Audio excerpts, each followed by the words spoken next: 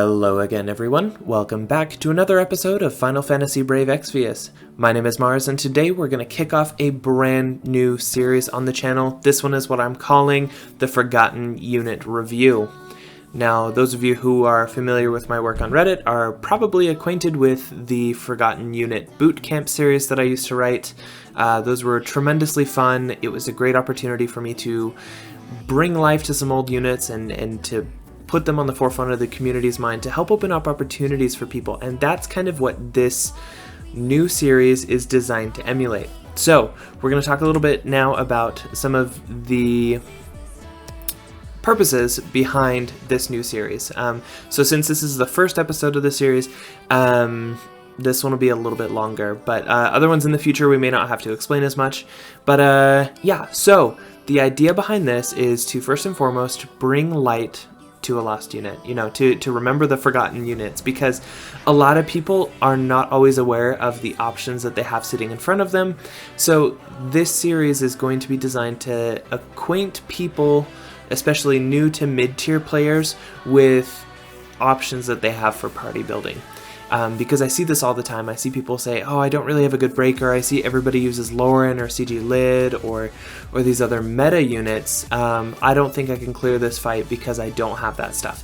And this is to help remedy that, to help remind people like, hey, these units exist, these units have these kits, this is how they can help you out in the game, and to open that up for other people. This is also designed to help people find fights that these units can help them clear, because sometimes it's not always apparent how a unit can help them clear a fight, and this will help line up a unit with the options that they can go up against. Some people might think, oh, well, this unit's very good, but will I actually be able to use them a lot? And that will be one of the important metrics in this series, is to say, okay, so maybe a unit has strong potential, but will you be able to use them in a lot of fights? And if the answer is yes, then it's a good verdict for them. If the answer is no, it's not. Maybe it'll make for a good niche unit. And then the last thing that we want to do in these videos is make investment recommendations, because not all units need to be max level, not all units need all of their enhancements, and yeah, this is a great way to help give some direction to new and mid-tier players, to help them figure out how are they going to actually make use of this unit and kind of some ideas for them going forward with it. So without further ado, this is not designed to be a guide that goes into super great depth about the unit and their kit. This is to hit top level. What is it that they do? What can they offer you that you may not be aware of or that you may not have in your party? Ramza in this case offers single target breaks of 60% that he can multicast, which is super handy. It makes him one of the best on-demand breakers that people can select from. He has access to Entrust, which is a very powerful skill that transfers his limit burst from himself to another friendly unit. And he has Hero's Rhyme, which is an AoE 100% all stats buff for the party that also restores health and MP, so handy for stat buffing. And just as an additional skill that he has available is that he has an HP barrier cooldown skill that he can use. So these are kind of the main skills that you're going to be using. He does have additional skills available that you can select from. He does have a damage skill. You can use his limit burst to buff magic and attack, for example. But for the most part, if you're using Ramza, these are the bread and butter abilities that you're going to really care about the most. So why is Ramza forgotten? This is one of the units that for a very brief amount of time people were using, but now we're to the point where since Lauren and CG Lid and these other stronger breakers have been on the scene, Ramza's kind of been forgotten about. He does have the drawback that his breaks are single stat and that they're single target, meaning that if you're fighting multiple foes, you may have a difficult time maintaining your breaks. You're often better off bringing a breaker who can hit all of your opponents. So that's a pretty big drawback, especially when you compare him to 2B, Lauren, or some of those other units.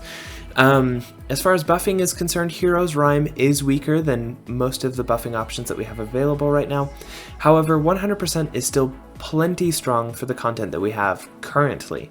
And that's probably the content that the new to mid-tier players are most concerned with. So as far as, is, can I use Ramza on any of the fights that currently exist? The answer is yes. The Hero's Rhyme is weaker than what we get from Zargoboth or CG Nickel or some of these other buffing units, but they are definitely good enough. And one of the other reasons that Ramza is somewhat forgotten is because Bard skills, such as Hero's Rhyme, are very underfavored, and that's because they do come with some drawbacks of locking him out of taking additional actions for 3 turns, and if your party's dispelled or a party member dies and is re-raised, the buffs are not reapplied, and it can be hasslesome. And it also makes 10-man trials a little bit more complicated because you can't swap party members while Ramza or any other bard is singing. So these are ultimately the reasons why people have kind of forgotten about him. At the end of the day, he is a very serviceable breaker, and we'll talk about some of the fights that he can make a difference in. So, just for everybody's awareness, I've taken probably the 10... this is a really good cross-section of the Chamber of the Fallen that we have available. Kind of highlights all of your major foes from the Chamber of the Fallen. And you can see there's a big X over Glacial. That's to just show that Ramza doesn't really offer anything in that fight, and that's because that fight is kind of a fluke. That one is a special case. But if you look at the rest of them, on Blood Moon, Venomous Vines, and Calcobrina, I have added the Hero's Rhyme icon. This is to suggest that these 3 fights, Ramza is better off buffing only with Hero's Rhyme. His breaks are either ineffective or there are additional stipulations that make it more difficult for him to serve as your breaker. For example, the Blood Moon and the Apostles in the Blood Moon fight can only be attack and magic broken, and there are up to 4 enemies in the field at the same time. So if you did want to use him for a breaker, you would spend all of your time breaking, and they're 50% break resistant anyway, so it's not going to do you much good. Venomous Vines is another good example because in the first fight against the single Malboro father, I guess? The Malboro Dad Boro. Ramza is excellent because he can multicast his breaks, keep perfect uptime, and have a lot of free time. But once you get to the second fight where there's the Mom Boro and the 3 babies, suddenly he has 4 enemies that he would have to keep breaks up on, and it's pretty much impossible. So Venomous Vines is another situation where singing only is what I would recommend for Ramza. Same goes for Calcobrina. There are 2 fights in that one. One of them has many opponents and the other has only 1, so he would do great against the 1 opponent, but against the many, not so much as far as breaking is concerned, so he would be reserved for the Bard role. Now the rest of the fights that don't have any markers on them, those are fights where Ramza would do his job excellently. There are some limitations, so for example Aigaon in the top left, he can only be spirit broken, which is great if you're using a magic damage dealer, as you saw in the clips that were leading into this. Some of the bosses can only be attack and magic broken, some can only be defense and spirit broken.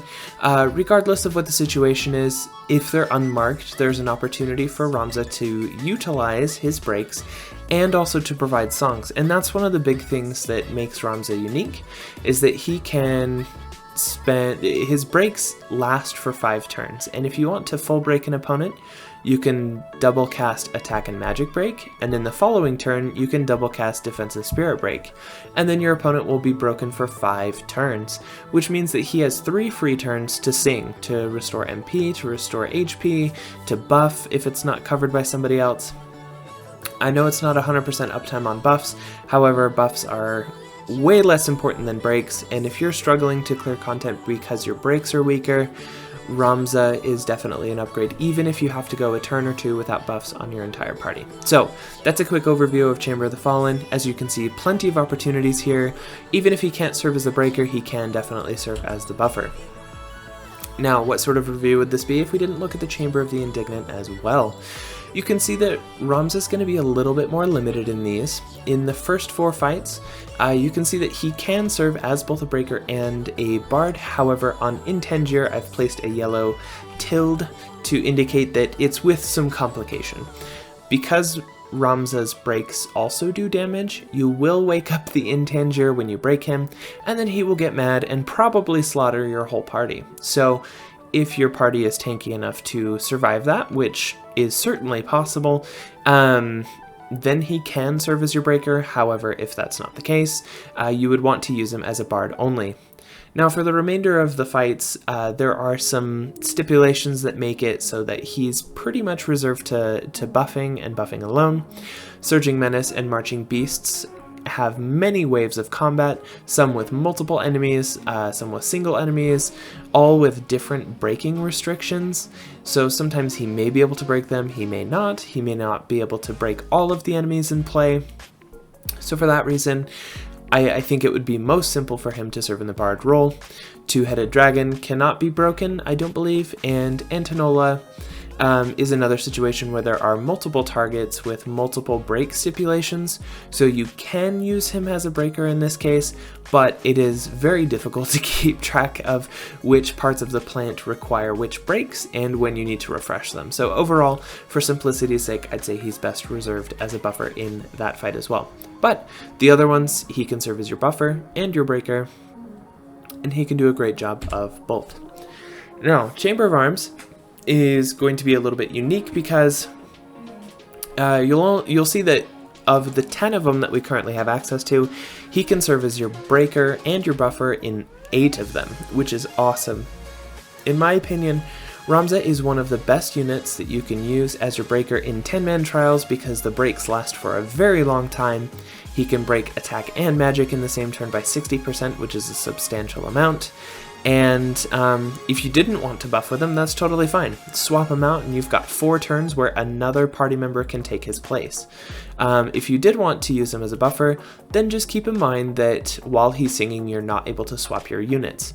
So for some people, that will complicate the 10-man trials. However, for other people, because Ramza is so slot efficient, they may not need to swap party units. And a lot of the times I try to use smaller parties in 10-mans to kind of simplify the fights because they can be intimidating or complicated to some people. Just keep that in mind with Ramza. Now, the 2 that I'll make note of is first Sheraton. Sheraton also has the yellow tilde, which suggests that yes, Ramza can be your breaker and your buffer, however, there are some stipulations. During the entire first phase, where Sheraton looks as it does now in the screenshot, she is the only target in play. However, once you've transitioned phases, she does spawn 2 fruits that I would highly recommend you dual cast either defense or spirit breaks onto, so you break each of them and kill them in 1 turn. So, and if you don't do that, then they will probably kill you. So if you don't plan on killing them in 1 turn, you definitely need a breaker who can hit all of them and break their attack and magic. However, if you're going for the 1-shot kill in phase 2, then you can do a simple double defense or double spirit break and send those fruits packing. So that's the tiny stipulation with Sheraton. And then with Dabi in the bottom right corner, this is, I think, the only one, aside from Sheraton, that has multiple foes. So this is another situation where Ramza would not be able to easily maintain breaks against all opponents, making party survival very difficult. So I would reserve him for buffing only, and if you were using him only as a buffer, I may not recommend him at all for that particular fight, simply because he does lock you out of party switching. That being said, he can be your buffer if he's the one that you're electing to use. Now, the final question is Ramza worth it? We're going to talk about some of the investment steps that you might be taking in order to utilize him. So first of all, I think that he's worth it for anybody who doesn't have a strong breaker. And I'm talking about Lauren, 2B, CG Lid, and in the future, if you're watching this, Auron. If you don't have Auron or any of those other ones that I mentioned, Ramza may be an excellent choice for you to help clear any of those other fights that we just talked about, because he has the ability to break for most of them. Now, one of the perks is that with his enhancements, you don't have to enhance all of his skills all at once. He only has 3 enhancements, 2 of which are his offensive breaks, I believe, and then the other 2 are his defense, he doesn't need enhancements for his defense breaks. So, and I probably said that backwards. He has enhancements for his attack break and his magic break. And you can choose to enhance those when you decide to use him for a fight where you want to use those particular skills. And then his third enhancement is Hero's Rhyme, which is his bard buffing skill. So it's totally up to you. If any of those skills are ones that you're interested in, you can choose which ones you want to enhance when you want to enhance him. Other than that, he doesn't require much enhancing. Now, one of the major perks of using Ramza, especially if you are a low to mid-tier player, is that you only need to get him to level 110 to utilize his maximum potential. And what I mean by this is that he's unlocked all of his major skills and abilities by the time he's reached level 110, which is substantially easier to get to than 120 or even 115. This means that you can start using him at 110 and you don't have to worry about leveling him beyond that. At levels 115 and 120, he does unlock a couple of passives that help him with HP, MP, and limit burst fill rate, but for many people, they may not even need that for him. So it's up to you if you want to level him beyond level 110, but it's certainly not required. One of Ramza's additional perks is that his gearing requirements are exceptionally minimal. He's somebody that you can equip with whatever you happen to have on hand. He doesn't need anything in particular. Because he's a bard, you want to focus on spirit for bigger MP and HP refreshes. But that's about it. Like, he doesn't need anything. Just make sure that he's got enough HP, defense, and spirit to survive the fight, and he's going to be good to go. Now, the breadth of use assessment is going to talk about, how much can you actually use him, and based on all of the fights that we just walked through, I think that if he's going to be your breaker, you're going to have so many opportunities to bring him to battle, and for that reason, I say that he's got a very wide breadth of use, especially if you are still waiting for a meta level breaker or buffer in your party, and he can provide all of that in one unit. So, for that reason, I would say that if you are a new to mid-tier player, he's definitely someone that can be worth investing in. If you are lacking in the breaking and buffing department, he can absolutely get you through any of the content that we currently have, and is an overall just a very awesome unit. I have to say, I miss the good old days of when I used Ramza and everything. I did my DJ Ramza videos, and those were so good. Overall, loved using him. And that's the first Forgotten unit review. Did you guys like it? I need your help though, because I really like this concept, I really like this layout. It should be pretty easy for me to continue to do regularly, but I need your help with recommendations for who to do next. So tell me in the comments.